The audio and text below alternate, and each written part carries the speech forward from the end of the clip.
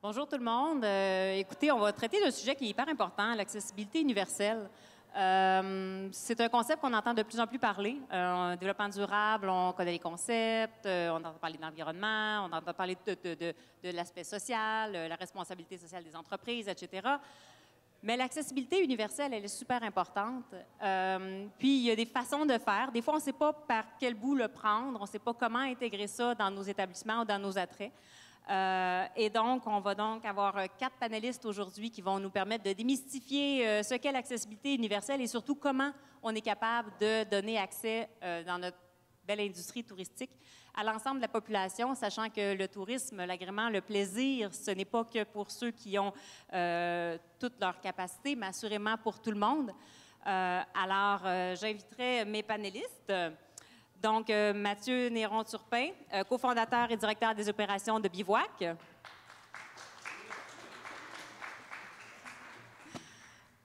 Et Nathalie Roy, directrice certification, service conseil et PAET Kéroul. Jacques Laberge, directeur de l'Association régionale de loisirs pour les personnes handicapées de la capitale nationale. Et enfin, Danny Roy, qui est directeur des communications, marketing et développement du Canyon Sainte-Anne. Je vais venir avec vous sur le champ, mais je pense que je peux rester debout, si vous me permettez. Alors, tout d'abord, je pense qu'on va commencer par faire une présentation. Je vous demanderai à chaque panéliste de se présenter parce que chacun joue un rôle qui est essentiel dans cet écosystème. J'aime à dire que chaque thématique, que ce soit l'accessibilité, la mobilité ou quoi que ce soit, il y a toujours des micro-écosystèmes qui se créent. Il faut savoir quel est le rôle de chacun dans cet écosystème-là. Alors, est-ce que, Mathieu, tu voudrais commencer par nous expliquer? Oui, vous m'entendez bien? Génial. Donc, je m'appelle Mathieu, cofondateur de la coopérative de solidarité Bivouac. Grosso modo, dans le fond, nous, ce qu'on fait, c'est qu'on propose du tourisme d'aventure pour des groupes inclusifs. Inclusif, c'est un mot qui est utilisé beaucoup là, depuis les derniers temps. Ce qu'on entend par là, c'est qu'on propose des sorties à des groupes qui sont composés de gens avec et sans handicap. Puis nous, essentiellement, c'est une offre de tourisme d'aventure. Donc, on part en kayak de mer, en randonnée, en ski nordique, on fait des voyages à l'étranger, on fait beaucoup d'activités au Québec à la journée, mais aussi des expéditions. Donc, c'est de l'aventure pour tous et toutes à travers le Québec et partout dans le monde. Merci, Mathieu. Nathalie? Alors, bonjour tout le monde. Je suis Nathalie Roy, directrice du service d'entreprise et du programme d'accessibilité des établissements touristiques dans l'équipe de Kéroul. Donc, pour faire une petite histoire courte, Kéroul a été fondé en 1979 par M. André Leclerc, une personne en situation de handicap qui avait de grandes ambitions dans la vie, soit voyager partout au Québec, idéalement sans obstacle. Il a été avec nous pendant 40 ans. Il a pris sa retraite il y a déjà 4 ans. Mais André a beaucoup semé de graines, mis des bases un peu partout dans l'industrie touristique et beaucoup auprès des différents paliers gouvernementaux pour que l'accessibilité devienne idéalement un must dans toute entreprise touristique. Mais on sait qu'il y a encore beaucoup de travail à faire. Donc, on va en parler un petit peu plus aujourd'hui. Merci, Nathalie. Jacques? Bonjour, Jacques Laberge de l'ARLPH. Pour une fois, merci, tu l'as bien dit. C'est plein de lettres ensemble, mais en gros, ce que ça fait, ça a été créé en 1975 par les associations de personnes handicapées. Donc, il n'y avait pas de voix au gouvernement, il n'y avait pas autre. Donc, ils ont créé des ARL dans toutes les régions du Québec. Donc, il y a 17 ARL. Bon, spécial un peu pour le Trésor Nord, qui est regroupé et qui a moins de moyens que les autres, mais c'est une plus petite communauté. Donc, toutes les régions, les 16 vraies régions administratives, ont une ARL. Ça peut arriver parfois qu'ils sont mixés avec une URLS. C'est la même mission, mais séparée à un autre organisme. C'est tout. Et nous, notre objectif, c'est d'offrir du loisir aux organismes de personnes handicapées. Donc, on répond aux organismes en premier. Donc, il y a presque 50 ans, c'était ça. Maintenant, il y a un mix entre les deux. Donc, on offre des services aux organismes encore pour développer le plaisir du loisir. Et on offre maintenant des services aux individus qui ne se rend pas à ce que Mathieu peut faire, qui fait entre les deux, qui n'est pas du tourisme, mais nous autres, c'est le plaisir. C'est ça, nous autres. Fait que Mathieu aussi, je suis comme pas mal, mais il y a aussi la fatigue. Nous autres, il faut aussi qu'il n'y ait pas la fatigue. Merci, Jacques. Et Dany?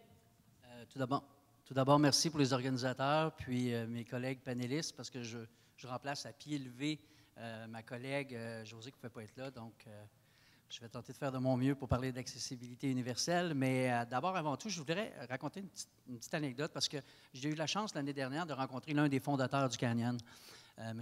Laurent McNichols, parce que c'est une entreprise privée. Puis il m'a raconté un peu l'anecdote du départ, comment ça a parti l'aventure pour se rendre au Canyon. Il me disait que c'est son frère qui est allé voir au musée. Il y avait une magnifique toile datant du début du siècle. Puis il a dit, « Hey, c'est proche du Mont-Saint-Anne, il faut aller voir ça, ça a de l'air magnifique. » Fait qu'il a rencontré un draveur, puis le draveur, il a monté à quel endroit il faisait de la drave, puis il a montré justement le canyon Sainte-Anne avec sa chute, puis tout ça. Puis le lendemain, il est allé chercher son frère, Laurent, puis ils ont traversé ensemble pour se rendre jusque-là, puis il a dit, « Regarde ce magnifique joyau. » J'ai dit, « Maintenant, il faut le montrer au monde entier. » Son frère a dit, « Écoute, on vient de faire 2 kilomètres dans le bois. On vient de monter des rochers. Il y a des palissades de tous les bords. Il y a une chute de 74 mètres. Puis toi, tu veux faire des sentiers de chaque côté. Puis qu'on passe par-dessus aussi, jusqu'en bas. » Il dit, « Ouais. » Fait qu'il m'a dit, l'aventure a commencé là. Fait que déjà, dès le départ, rendre le site accessible au monde entier, c'était dans sa vision de développeur. Fait qu'imaginez comment ça prend de la vision, combien de temps de le rendre encore plus accessible pour une majorité, assurément. Tout à fait. Et pour commencer, peut-être que si vous êtes dans la salle, je suppose que c'est un sujet qui vous intéresse. Peut-être le connaissez-vous déjà bien, mais peut-être que la première étape, ce serait de démystifier qu'est-ce que l'accessibilité universelle. Est-ce qu'il y a des termes qu'on doit utiliser, pas utiliser? Est-ce qu'il y a d'autres termes qui sont plus favorables? Je sais que, Jacques, tu me parlais d'une autre appellation qu'accessibilité universelle. En fait, il y en a plusieurs. L'accessibilité universelle, tu l'as bien dit au départ, c'est un concept. Donc, on espère arriver à ça. Mais la beauté dans ce concept-là, c'est que si en 2024, on est là, puis qu'on veut être encore accessible universellement, dans 5 ans, on va être ailleurs parce qu'on va avoir découvert des besoins. Ce que Mathieu offre maintenant, ça ne s'offrait pas il y a 5 ans. Donc, on ne considérait pas que les gens pouvaient aller voir le plus haut spot de la montagne. Maintenant, on considère qu'on peut le faire. Donc, l'accessibilité universelle, c'est quelque chose qui va toujours se travailler. Donc, il y a plein d'autres concepts de visitabilité, d'être capable de rentrer à un endroit, d'être capable de juste voir. Moi, c'est quelque chose que j'essaie de défendre. C'est le fun d'être spectateur, aller voir un spectacle. Mais pourquoi est-ce qu'on ne parle pas de la personne qui pourrait aussi produire le spectacle, faire le spectacle, avoir des besoins particuliers quand même? C'est le fun d'aller voir un match de hockey, mais c'est le fun de jouer au hockey. Fait il faut aussi qu'ils puissent aller sur la patinoire, aller dans les vestiaires, puis pouvoir y aller. Fait que le concept qu'on l'appelle visitabilité, accessibilité universelle, il y a d'autres termes, là, ils en sortiront à mesure. Mais l'objectif, au bout de la ligne, c'est que la personne puisse participer amplement, pleinement, de façon sécuritaire et, encore une fois, pour avoir du fun. C'est super important. Je suis en loisir, qu'est-ce que vous voulez? L'idée, c'est le plaisir. Puis maintenant, quand on parle de plein air ou autre, bien, on n'est plus rendu à justement aller à la bâtisse aux toilettes. On est rendu à aller à la bâtisse aux toilettes parce que c'est comme ça, c'est assez universel. Puis après ça, il faut pouvoir aller voir le spot de l'endroit. C'est quoi le spot le plus intéressant de cet endroit-là? Si je viens ici et que c'est juste pour être... Bien, on ne donnera pas l'exemple d'ici. On va donner un autre exemple. On va au Canyon Sainte-Anne, puis tout ce que je peux, c'est aller manger au Canyon Sainte-Anne. C'est pas intéressant. Si je vais au Canyon Sainte-Anne, je peux aller à la salle de bain, je peux manger, puis je peux aller voir le beau spot que les McNichols ont développé en 1979. Là, ça devient intéressant. On parle beaucoup aussi d'accessibilité inclusive, parce qu'universelle, des fois, ça ne parle pas nécessairement à tout le monde. Quand on parle d'accessibilité inclusive, en fait, il y a 2 différentes raisons. Là, universelle, ça peut être un petit peu difficile de mettre tout en place pour pouvoir accueillir tous les types de clientèle. Exemple, on peut mettre des choses en place pour accueillir des gens qui ont une incapacité visuelle, mais qui ne sera pas un bon élément qui est en place pour une personne qui est neurodivergente, par exemple. Donc, on peut avoir des contrastes de couleurs très clairs pour les gens qui ont une déficience visuelle pour s'assurer qu'ils comprennent bien. Mais si le mur est tout peinturé rouge, quelqu'un qui est neurodivergent va avoir plus de difficultés à gérer ça. Donc, accessibilité universelle, des fois, c'est compliqué parce qu'on ne peut pas répondre à l'ensemble des besoins. Moi, de plus en plus, on entend accessibilité inclusive. Donc, ça s'adresse peut-être plus au monde, puis on réalise que les gens accrochent peut-être plus aussi. Parce qu'on parle d'accessibilité, on parle du parent avec une poussette qui va profiter sur une rampe d'accès, un bouton poussoir. On parle de la personne âgée, la personne en surpoids. évidemment la personne en fauteuil roulant, la personne âgée qui a une déficience auditive ou visuelle. Donc, ça sert vraiment à tout le monde quand c'est inclusif. Puis une fois que les installations, les aménagements sont faits, les gens réalisent que c'est utilisé par tout le monde. Donc, ça devient un endroit, un site qui est inclusif, peu importe le défi que les gens peuvent avoir. On voit que, effectivement, Nathalie, comme tu le dis, l'accessibilité universelle, l'accessibilité inclusive, c'est pas seulement pour les personnes en chaise roulante ou en fauteuil roulant comme on pourrait penser. C'est vraiment toute une gamme, finalement, de personnes. Genre qu'à la préparation, tu disais même que 100 des gens vont finir par côtoyer une personne comme ça qui a des besoins ou à mobilité réduite. 21 des gens sont en situation de handicap. Exactement. Depuis en 5 ans, il y a eu quand même 5 de plus de gens qui étaient en situation de handicap. Puis on ne parle pas nécessairement juste des gens en fauteuil roulant. C'est vraiment handicap au sens large, jusqu'au langage, à la parole et tout. Donc, autant l'ouïe, le verbal, tous les types d'handicap confondus. Donc, on est un peu plus de 21 au Québec et un peu plus de 25 au Canada. Donc, quand on regarde ça, c'est quand même une personne sur 4 ou sur 5, présentement, qui va profiter des aménagements inclusifs. Et la population est vieillissante. Donc, on sait qu'en 2030, on va plus parler de 25-26 au Québec. Donc, c'est important quand on pense à faire des choses, quand on veut développer une entreprise, quand on veut faire des rénovations, des améliorations, de penser inclusif. Ça ne coûte pas souvent plus cher de le faire au même moment que d'avoir besoin de le refaire dans quelques années. Et l'accessibilité fait partie du développement durable. C'est bien caché dans l'aspect social du développement durable. Mais souvent, le développement durable, les gens pensent à la gestion des déchets, la gestion de l'eau, les GES et tout. Mais l'accessibilité en fait aussi partie. Donc, c'est important d'en prendre compte. Et tous ceux qui font des plans de développement durable pour tous les différents types, entre autres, d'aides financières qui sont disponibles, bien, le volet accessibilité, il est là, il est présent, et c'est important de le considérer aussi.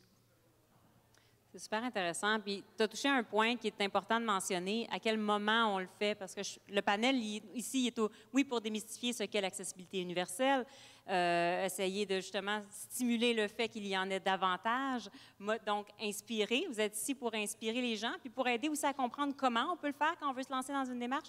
Puis, à la préparation du panel, on parlait beaucoup sur l'importance de le faire en amont. Tu l'as abordé brièvement, Nathalie. Je pense que vous le voyez justement, Dani, au Canyon. C'est quand il y a le temps de mettre en place des infrastructures, c'est plus facile de le faire avant que de réadapter. Oui, tout à fait. Écoute, pour aller de l'avant avec ça, c'est sûr que la deuxième génération des McNichols ont mis de l'avant l'expérience client aussi. L'expérience client, là, c'est pas seulement un Google Avis, c'est pas seulement un code QR que tu scannes et tu donnes tes commentaires, c'est ce que le client vit sur le site. Fait que n'hésitez pas, lorsque Jacques m'a appelé il y a 2 ans, il a dit on irait voir votre site, on a un congrès. C'était sauter sur cette occasion-là. Moi, là, ça a été génial pour moi, pour l'apprentissage, pour le Canyon. Tu sais, ces gens-là vivent l'expérience. N'hésitez pas, posez-leur des questions. Vous allez comprendre davantage vers où vous dirigez. Pensez avant de développer. Puis, tu sais, c'est une clientèle, non seulement, on parle de gens à mobilité réduite, mais la génération Y qui s'en vient. Moi, je parle du côté marketing. Là. Génération Y qui est maintenant rendue la plus grande population à travers le monde. L'espérance de vie va être rendue à 90, 100 ans. Bien, écoutez, c'est cette clientèle-là qui s'en vient chez vous. Fait que tout ce que vous allez faire en ce moment pour projet des développements, revenez à la base, écoutez ces gens-là qui viennent chez vous, regardez les gens qui sont à mobilité réduite, qui viennent chez vous. On parle de mobilité réduite, mais j'ai parlé avec un tour opérateur, le DNA, qui est quand même le plus important tour opérateur de croisiéristes. La clientèle croisiériste, ils arrivent au Canyon, ils ont 70, 75 ans. À peu près d'âge moyen. Mais là, on fait quoi? Bien là, on est allé acheter une navette pour justement offrir un transport. Puis les sentiers ont été pensés en fonction de ces gens-là. On parle de vingtaine de pieds de large. Les ponts sont accessibles aussi à tout le monde. Certes, il y a une partie du site qui n'est pas accessible parce qu'on est carrément dans les palissades, mais au moins, il y a un bon 60 du site. Puis les principaux attraits, le deuxième pont suspendu à 60 mètres est accessible. Les belvédères sont ancrés après les parois rochers, mais ils sont accessibles aussi à tout le monde. Fait que c'est vraiment important de penser correctement votre développement en fonction de cette clientèle-là. Puis, si ces gens-là sont heureux, bien, tout le monde va être heureux parce que, dans le fond, c'est l'accessibilité universelle qu'on vise ou inclusive, pour reprendre les termes de ma collègue. Je voudrais peut-être juste rajouter, quand on parle d'un parcours sans obstacle, dans le fond, c'est un parcours qui est sans marche ni seuil. Parce que s'il y a un seuil de quelques centimètres, quelques pouces, déjà, ça va être un premier obstacle pour une personne qui se déplace en fauteuil roulant. Et ou même pour une personne avec un problème de mobilité qui va devoir se lever la jambe. Donc, on aime bien, quand on parle d'un parcours inclusif, que dès le stationnement, se déplacer vers le bâtiment. Comme ici, on voit, là, ils ont mis, vous l'avez peut-être remarqué, une rampe d'accès pour accueillir des gens s'il y avait eu des... Ça prend juste une personne qui soit en fauteuil roulant qui nécessite des installations différentes. Donc, ils ont fait l'effort aujourd'hui de mettre une rampe d'accès.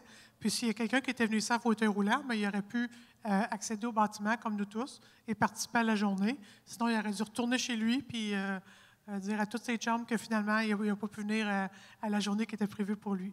Donc, dans le fond, c'est un parcours sans obstacle, c'est un parcours sans marche du seuil, des espaces, des fois dans les aménagements des restaurants ou des salles, c'est plus d'air libre, de largeur, de corridors un peu plus larges pour que les gens puissent passer facilement, des aires de manœuvre pour que les gens puissent pivoter sur eux-mêmes d'environ 5 pieds.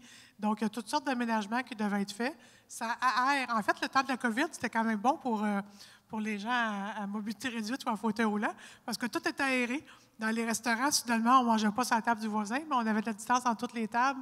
Il y avait des bons espaces pour circuler. Donc, c'est même les distances dans les foules et tout. Donc, tout était bien en place pour... il y a quand même certains avantages qui ont eu lieu pendant la COVID pour la clientèle. Si je peux juste poursuivre sur l'idée du canyon qui dit qu'il n'est pas parfait, on ne vous demande pas d'être parfait non plus. Il y a des exemples qui ne sont vraiment pas parfaits, mais à partir du moment où la personne elle peut aller faire quelque chose chez vous et que c'est intéressant, n'oubliez pas qu'ils vont sortir avec des amis, eux autres aussi, avec la famille, avec des gens qui n'ont pas nécessairement de besoins particuliers. Bien, il faut que tu puisses suivre en gang. Fait qu'ils ont fait, je dirais, moi, 75 % et plus. Donc, on est allé avec plus de 150 personnes, dont la moitié avait des besoins particuliers. Et tout le monde a réussi à faire la run, avec un peu d'aide parfois. Mais ça se fait super bien, puis tout le monde a vu ce qu'il voulait voir. Là où est-ce que je vous dis que c'est pas obligé d'être parfait, c'est là où l'ami Mathieu, il rentre en ligne de compte. Pas qu'on veut lui donner de l'ouvrage, c'est pas ça l'idée. Mais s'il y a des sites, à cause que c'est naturel, entre autres, et qu'on ne peut pas le rendre accessible parce qu'on ne creusera pas la montagne pour pouvoir passer dedans, c'est là où l'intérêt de Mathieu, j'aimerais ça que tu dises un peu ce que tu fais. Ben oui, mais tu sais, comme on discutait, on ne s'attend pas, des parcs, là où j'interviens, c'est qu'on est un peu, bivouac, un chaînon manquant dans le sens où on n'attend pas que les choses soient accessibles. On ne demande pas aux gestionnaires de parcs de créer des sentiers qui sont accessibles parce que de toute façon, c'est comme dire, ça, c'est juste ça que vous pouvez faire. Fait que nous, on a des bénévoles, on a des gens qui sont là pour nous accompagner puis fournir, dans le fond, le complément de jus de bras puis jus de jambes qui nous permettent de franchir ces obstacles-là. Fait qu'on est capable d'aller s'attaquer à des défis plus costauds. Comme là, vous voyez, à Stoneham, on en a fait une randonnée là, avec nos groupes, en passant par les sentiers rocheux, les pierriers, même de l'autre côté de la montagne d'Amboise. Donc, on peut aller partout.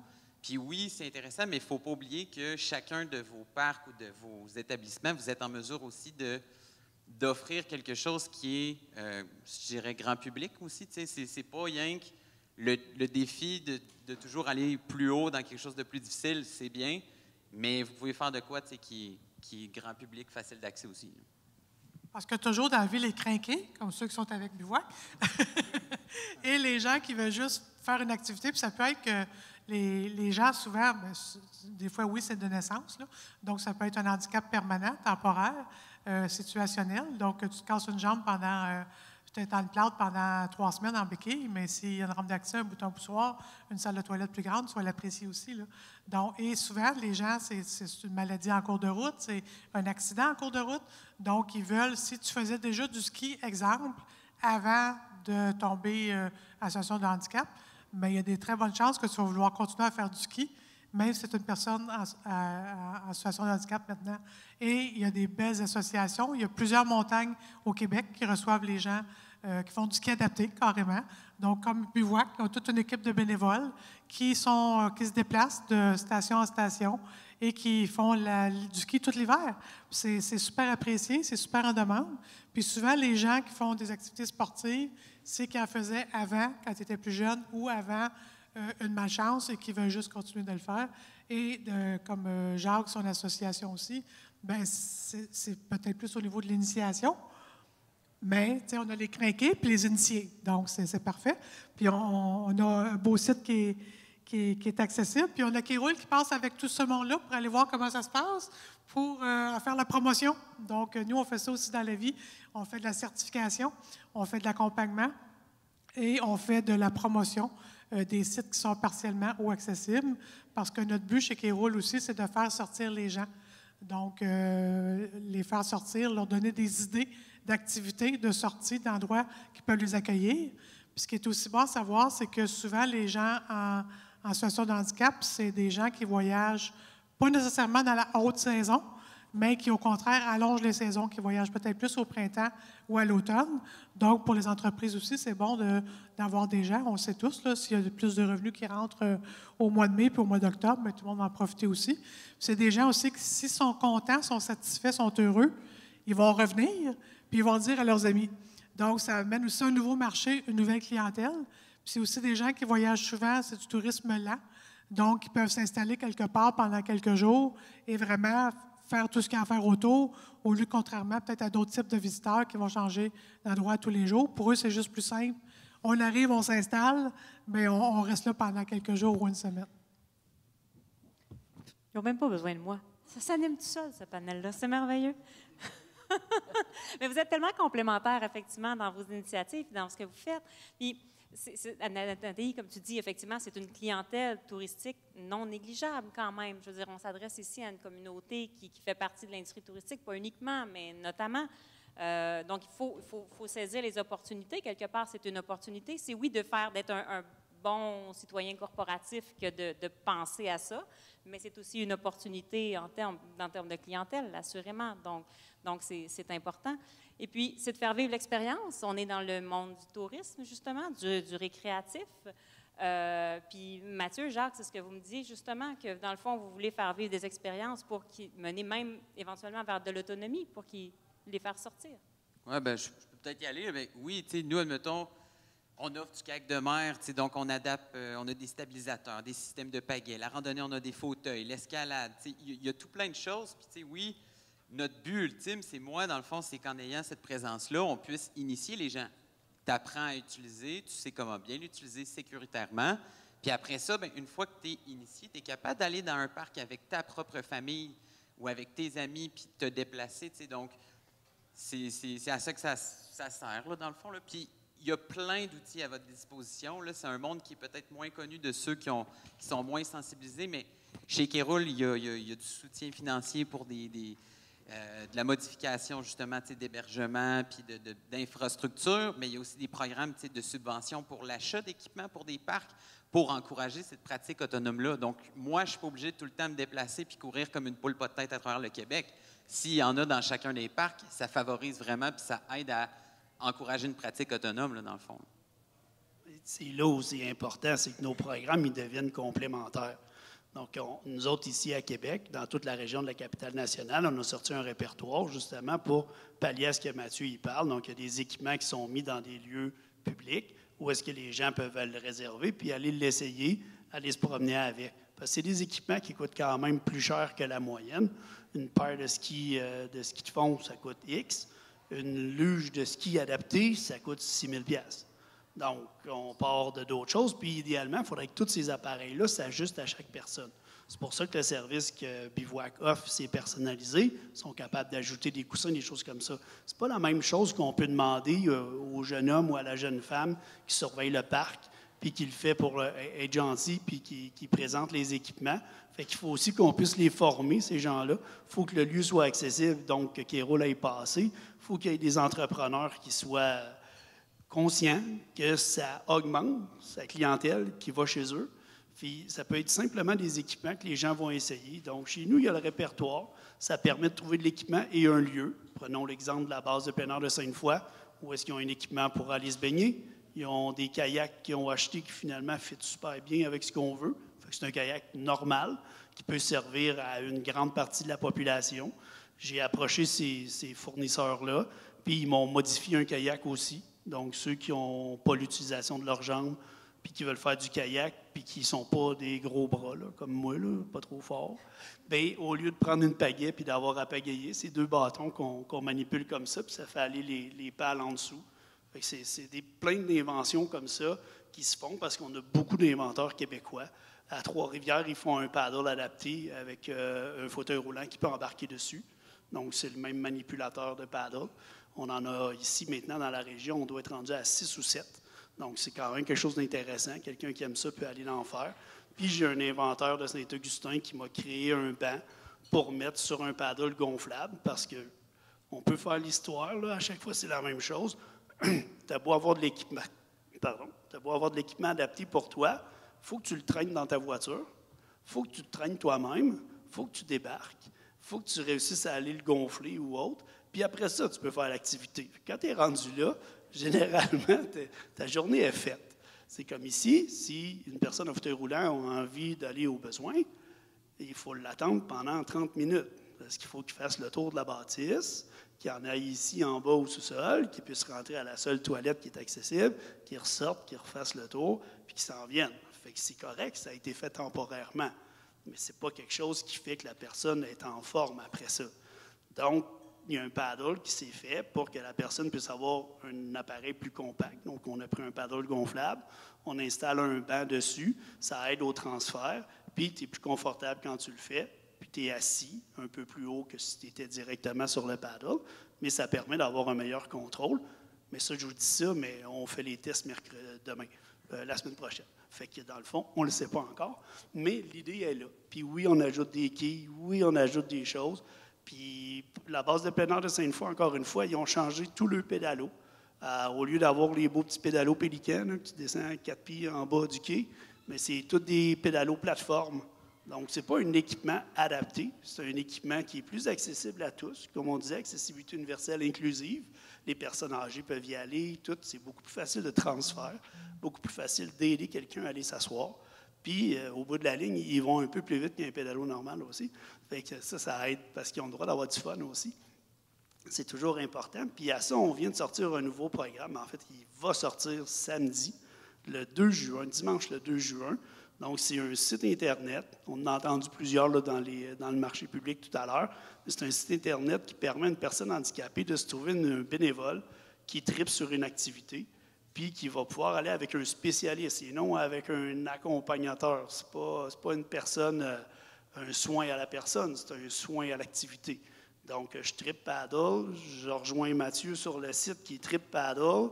J'ai besoin d'aide pour pouvoir faire mon activité. Je décris ce que j'ai besoin. Mathieu répond « Oui, je suis présent à telle date. » Parfait. Après ça, l'objectif, c'est qu'avec Mathieu, qui lui, il tripe, il puisse m'amener ailleurs en faire. Puis éventuellement, un jour, chez Bivouac ou autre, parce que tu deviens que tu aimes ça et que tu veux poursuivre.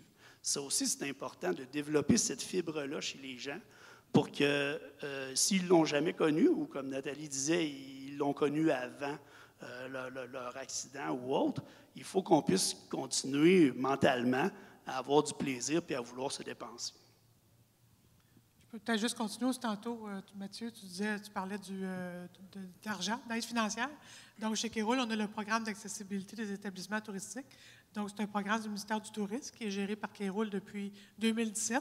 Là, on est en attente d'une 3e enveloppe. Là, on a eu 2 fois 5 millions qui ont été distribués dans toutes les régions du Québec. Donc, c'est vraiment des établissements touristiques ou culturels qui veulent rendre leur infrastructure accessible. Et c'est quand même un programme généreux. C'est 80 d'aide financière jusqu'à concurrence de 100 000 pour les infrastructures. Puis on a un volet 2 aussi, qui est pour des équipements, donc des équipements adaptés ou novateurs, qui peut aller jusqu'à 50 000 aussi, 80 d'aide financière. Donc, c'est quand même un programme intéressant. Et quand on voit, exemple, un endroit comme ici, qui ont mis des mesures temporaires, bien, le programme d'aide financière, à titre d'exemple simple, peut servir ici pour rendre l'établissement, le bâtiment accessible. Donc, ça devient inclusif. Et après ça, on en fait la promotion et tout et tout. Juste peut-être vous dire aussi qu'on fait la promotion, pas juste au Québec, mais on a le Québec pour tous, un site Internet et un magazine. Et comme par exemple, on est allé à Toronto, à New York, on s'en va à Lyon dans quelques semaines aussi. Donc, Kéroul travaille beaucoup avec l'Alliance de l'industrie touristique. Donc, les gens qui font la promotion hors Québec. Et on est là, nous aussi, pour amener des gens de l'extérieur au Québec et évidemment des personnes en situation de handicap qui, une fois rendues ici, et même avant, au moment de planifier leurs vacances, vont vouloir trouver des endroits qui vont pouvoir les accueillir. Donc, ils vont être répertoriés chez Kéroul sur le site. Donc, c'est important d'avoir une certification Kéroul qui est reconnue par le ministère du Tourisme et dans les guides touristiques aussi, là, dans chacune de vos régions. Parce qu'on sait qu'effectivement, la clientèle regarde beaucoup avant de se déplacer, justement, et prévoit son déplacement. C'est le type de clientèle qui fait ça. Si vous me permettez, j'irai dans la salle s'il y a des gens qui ont des questions. T'en files déjà? Des fois, de savoir comment ou d'inspirer. Vous nous avez donné déjà de Lâchez-vous lousse. matière. Voilà, exactement. David, as-tu des questions sur l'accessibilité des lieux? On a mis David un petit peu dans le trouble. On est désolé, mais ça a permis quelque chose. Fait que ce serait le fun que tu en parles. Oui, mais c'était pas, vous n'avez pas du tout mis dans le trou, c'était plus vraiment intéressant comme conversation parce qu'on s'est donné, cette semaine, en fait, on a essayé de rendre l'établissement accessible le plus universellement possible. On va se le dire, là, c'est assez complexe. La personne doit faire le tour pour se rendre, disons, les toilettes sont en bas, il faut sortir à l'extérieur là, il faut faire le tour comme ça, il faut monter sur le. Là, il y a des rambardes qui rentrent ici. Ceci étant dit, ça a permis d'avoir des conversations super intéressantes. On s'est challengé énormément. C'est-à-dire qu'il fallait trouver le juste milieu entre notre désir d'accessibilité, le budget, le disponible, notre intention et tout. Ceci étant dit, je pense que ça a ouvert énormément. Moi, ça m'a grandement fait réfléchir. J'avoue, jamais eu à avoir besoin d'intégrer ça à date. Je ne suis pas un gars d'événementiel, de cette façon. J'en fais de plus en plus. C'est ça, là, mais bref, c'est pour dire que parce que c'est un outil de mise en relation. Et donc, tout d'un coup, là, quand on veut faire des espaces inclusifs, si on veut être inclusif, il faut être prévoyant, il faut y penser d'avance. Fait que moi, je vous remercie. Je pense que tout le monde qui a travaillé sur le projet vous remercie grandement de nous avoir sensibilisés à la cause. Puis, ceci étant dit, je pense que c'est une première expérience, beaucoup à apprendre et à s'améliorer. Fait qu'on voit comme puisqu'on est très reconnaissant. C'est un exemple aussi là, je pense que le comité qui a organisé ça, là, c'est ancré, puis tout ce qu'ils vont organiser maintenant, ils vont y penser. Mais c'est un autre exemple que s'ils ont le choix entre deux établissements différents, puis il y en a un qui est accessible, puis l'autre qui ne l'est pas, mais ils ne se casseront pas le bicycle, puis ils vont aller dans l'établissement accessible, là. Donc, ça ouvre vraiment un nouveau marché, surtout en événementiel, mariage, baptême, famille, réunion de bureaux ou tout. Il y a une seule personne dans le groupe qui se déplace en fauteuil roulant. Il faut que l'endroit soit adapté. On n'a comme pas le choix. Sinon, les gens vont aller ailleurs.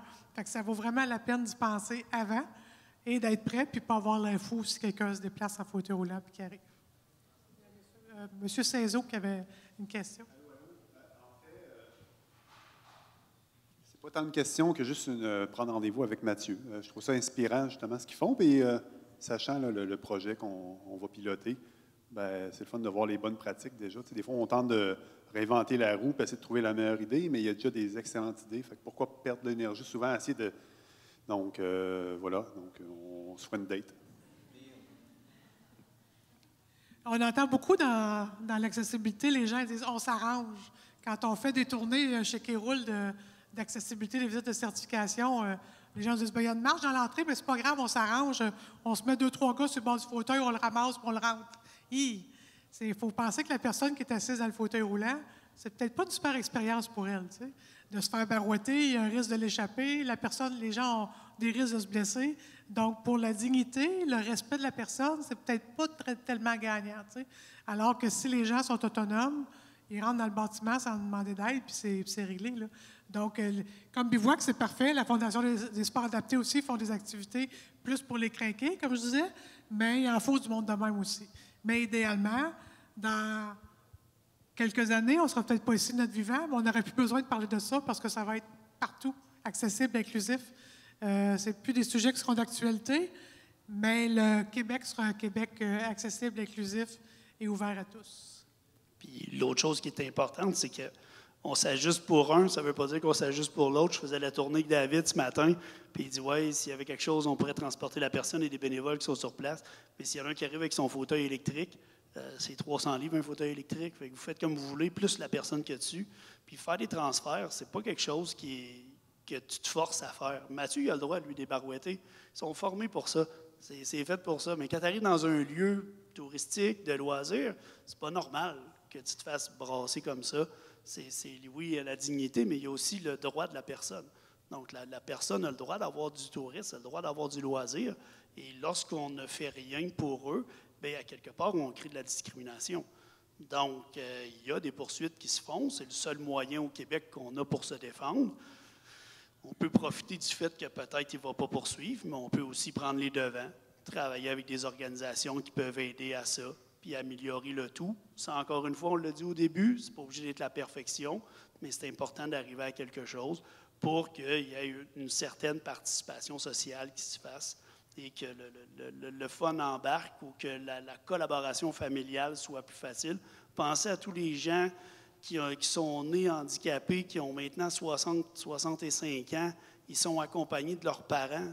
Prenez l'âge du parent, faites plus 20, si vous voulez être juste fin, bien, ça veut dire qu'il y a 85 ans, puis c'est lui qui traîne son jeune. Un jeune, on s'entend le mot jeune, il n'est plus jeune, mais il est encore trimballé par ses parents, puis on lui demande d'arriver à un endroit, puis qu'il force pour lever le fauteuil sur une marche. C'est impossible. On va créer des problématiques avec le temps qui ne va pas juste à la personne handicapée, qui va beaucoup plus loin de ça. Donc, les assurances deviennent importantes, et ainsi de suite. Donc, l'inclusion, elle est super importante pour tout le monde. Puis, la bonne nouvelle, je dirais ça comme ça, c'est que les jeunes d'aujourd'hui sont plus inclus que ceux d'avant l'étaient. Donc, ils sont plus habitués d'être dans la société, donc ils vont sortir plus en tourisme, donc ils ont besoin de plus de bâtiments qui sont accessibles, ils ont besoin que les camps de jour soient accessibles, ils ont besoin que ça se promène partout. Fait qu'un nouveau service qu'on a chez nous, c'est complémentaire à ce que Kéroul peut faire, mais c'est justement, il y a Stéphanie qui est ici avec nous, qui est ergothérapeute, spécialiste en accessibilité, qui est capable aussi d'aider, pas juste dans la bâtisse, pas juste dans les infrastructures de base, mais justement pour développer des activités, avoir du fun. Une plage, c'est bien le fun, une plage, là, mais c'est pas facile à rendre accessible une plage. Ça dépend comment elle est faite, ça dépend qu'est-ce que tu peux aller y faire sur la plage aussi. Fait qu'il y a plusieurs choses comme ça qui peuvent être complémentaires d'un service à l'autre. Puis, tu en fais partie, tu as utilisé tout le monde. Quand on l'a fait chez eux, on était beaucoup de monde. Il y avait des personnes en fauteuil. Et on avait une ergothérapeute en fauteuil roulant qui était là, puis qui disait, moi, la côte, là, je vais la descendre. Fait que moi, j'ai dit tout de suite à 4 bénévoles autour, arrangez-vous pour pas qu'elle prenne trop de vitesse. Parce qu'elle, dans sa tête, c'était une qui pourrait participer à Bivouac. Là. Mais me l'enverra. D'ailleurs, elle l'a fait par elle-même, je te jure. D'ailleurs, c'est là qu'on a ajouté des parois de chaque côté de la côte. Pour justement, parce que là, c'est un canal. Fait que là, on a vraiment mis des bouts de bois là, qui peuvent justement empêcher là, les gens de. Mais c'est à partir de là, tu sais, il y a de merveilleux programmes. J'ai parlé avec Mme Roy il y a quelques années, puis elle me parlait de qu'est-ce qu'on pourrait faire. Fait que nous, en tant qu'entrepreneurs, parce que dans le monde d'entreprises privées, la réalité, c'est que là, il faut que mon dos se rende, là, tu sais. Mais dans le fond, au moins, en parlant avec eux, bien, les prochaines tables à pique-nique qu'on va acheter, là, bien, ils vont être formés, ils vont être adaptés pour ces gens-là. On installe un nouveau sentier des Bertis, bien, il y a des modules adaptés pour ces gens-là, justement. Fait que ça ne change rien. C'est accessible pour les jeunes de 4 à 12 ans, mais en même temps, c'était très inclusif. Donc, c'est juste une manière de penser. On les a rencontrés il y a 1 an et demi. Puis, il y a des merveilleux programmes maintenant, hein, tu sais, puis il y a un bel accompagnement, ce qui n'était pas le cas en début de carrière. Fait que profitez-en. En tant qu'entrepreneur privé, là, c'est ce que je peux conseiller aux gens. Je vous remercie beaucoup. Le temps file, assurément. On aurait pu en parler encore pendant des heures. Vous avez été extrêmement inspirant. J'espère que vous avez été aussi inspirés que moi. J'en ai appris.